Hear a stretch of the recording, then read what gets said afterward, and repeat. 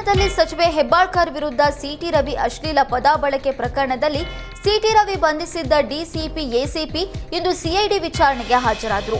ಸಚಿವೆ ಹೆಬ್ಬಾಳ್ಕರ್ ದೂರು ಆಧರಿಸಿ ಡಿಸಿಪಿ ರೋಹನ್ ಜಗದೀಶ್ ಹಾಗೂ ಎಸಿಪಿ ಸದಾಶಿವ ಕಟ್ಟಿಮನಿ 2024ರ ಡಿಸೆಂಬರ್ 19ರಂದು ಪರಿಷತ್ ಸದಸ್ಯ ಸಿಟಿ ರವಿಯನ್ನ ಬಂಧಿಸಿದ್ರು.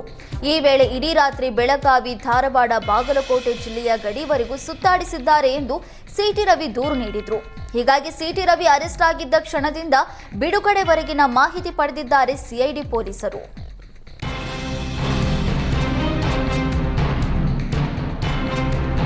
ಮುಸ್ಲಿಂ ಗುತ್ತಿಗೆದಾರರಿಗೆ ಶೇಕಡಾ 4ರಷ್ಟು ಮೀಸಲಾತಿ ನೀಡುವ ವಿಧೇಯಕಕ್ಕೆ ಒಪ್ಪಿಗೆ ನೀಡದಂತೆ ಶಾಸಕ ಯತ್ನಾಳ್ ರಾಜ್ಯಪಾಲರಿಗೆ ಪತ್ರ ಬರೆದಿದ್ದಾರೆ. ನಿನ್ನೆ ವಿಧಾನಸಭೆಯಲ್ಲಿ ಕಾನೂನು ಸಚಿವ ಎಚ್.ಕೆ. ಪಾಟೀಲ್ ವಿಧೇಯಕ ಮಂಡಿಸಿದ್ರು. ಸದನದಲ್ಲಿ ವಿಧೇಯಕ ಮಂಡನೆಯಾಗುತ್ತಲೇ ಶಾಸಕ ಯತ್ನಾಳ್ ಪತ್ರ ಬರೆದಿದ್ದಾರೆ.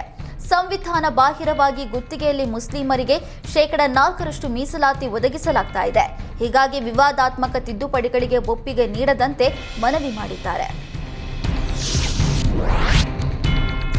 ನಡು ರಸ್ತೆಯಲ್ಲಿ ರಕ್ತದ ಮಡುವಿನಲ್ಲಿ ಬಿದ್ದ ಯುವಕನಿಗೆ ಸುತ್ತಿಗೆಯಿಂದ ಹೊಡೆದು ಕೊಲೆ ಮಾಡ್ತಾ ಇರುವ ದೃಶ್ಯ ವೈರಲ್ ಆಗಿತ್ತು. ಇದನ್ನ ನೋಡಿದ ತಕ್ಷಣ ನಡುಕ ಹುಟ್ಟಿಸುವ ಕೊಲೆಯ ವಿಡಿಯೋ ನೋಡಿ ಪೊಲೀಸರೇ ಬೆಚ್ಚಿ ಬಿದ್ದಿದ್ರು. ರಾತ್ರೋರಾತ್ರಿ ತಾಂತ್ರಿಕತೆ ಬಳಸಿ ವಿಡಿಯೋದ ಮೂಲ ಶೋಧಕ್ಕೆ ನಿಂತ ಸೈಬರ್ ಕ್ರೈಂ ಪೊಲೀಸರಿಗೆ ಇದು ರಿಯಲ್ ಕೊಲೆ ಅಲ್ಲ, ರೀಲ್ ಅನ್ನೋದು ಗೊತ್ತಾಗಿದೆ. ರೀಲ್ಸ್ ಎನ್ನೋದು ಗೊತ್ತಾಗ್ತಾ ಇದ್ದಂತೆ ನಿರಾಳವಾದ ಪೊಲೀಸರು ಸಾಪಣ್ಣ ಹಾಗೂ ಸಚಿನ್ ಎಂಬುವರನ್ನ ಹೆಡೆಮುರಿ ಕಟ್ಟಿದ್ದಾರೆ. ರೀಲ್ಸ್ ನೆಪದಲ್ಲಿ ಪಿಸ್ತೂಲು, ಮಚ್ಚು, ಲಾಂಗ್ ಹಿಡಿದು ಭಯ ಹುಟ್ಟಿಸುವ ರೀಲ್ಸ್ ಮಾಡಿದ್ರೆ ಅರೆಸ್ಟ್ ಆಗ್ತೀರಿ ಅಂತ Kalaburagi police commissioner doctor Sharanappa ಎಚ್ಚರಿಕೆ ನೀಡಿದ್ದಾರೆ. ಅಂಗನವಾಡಿ ಕಾರ್ಯಕರ್ತೆಯರು ಸರ್ಕಾರದ ವಿರುದ್ಧ ಮತ್ತೆ ಸಿಡಿದೆದ್ದಿದ್ದಾರೆ. ಬಜೆಟ್ನಲ್ಲಿ ಅಂಗನವಾಡಿ ಕಾರ್ಯಕರ್ತೆಯರಿಗೆ ಅನುದಾನ ಕೊಟ್ಟಿಲ್ಲ ಅಂತ ಆಕ್ರೋಶ ವ್ಯಕ್ತಪಡಿಸಿದ್ದಾರೆ. ಗೌರವಧನ ಹೆಚ್ಚಳಕ್ಕೆ ಕಾರ್ಯಕರ್ತೆಯರು ಸರ್ಕಾರಕ್ಕೆ ಒತ್ತಾಯಿಸಿದ್ರು. ಬಜೆಟ್ನಲ್ಲಿ ಕೇವಲ 1,000 ಹಾಗೂ ಸಹಾಯಕಿಯರಿಗೆ 750 ರೂಪಾಯಿ ಗೌರವಧನ ಏರಿಕೆ ಮಾಡಲಾಗಿದೆ.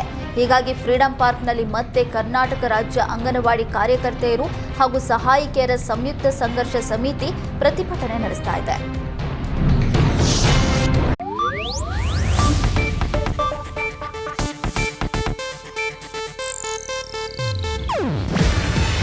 ಇದು ಏಷ್ಯಾನೆಟ್ ನ್ಯೂಸ್ ನೆಟ್ವರ್ಕ್ ಪ್ರಸ್ತುತಿ. ನೀವು ನೋಡ್ತಿದ್ದೀರಾ ಏಷ್ಯಾನೆಟ್ ಸುವರ್ಣ ನ್ಯೂಸ್.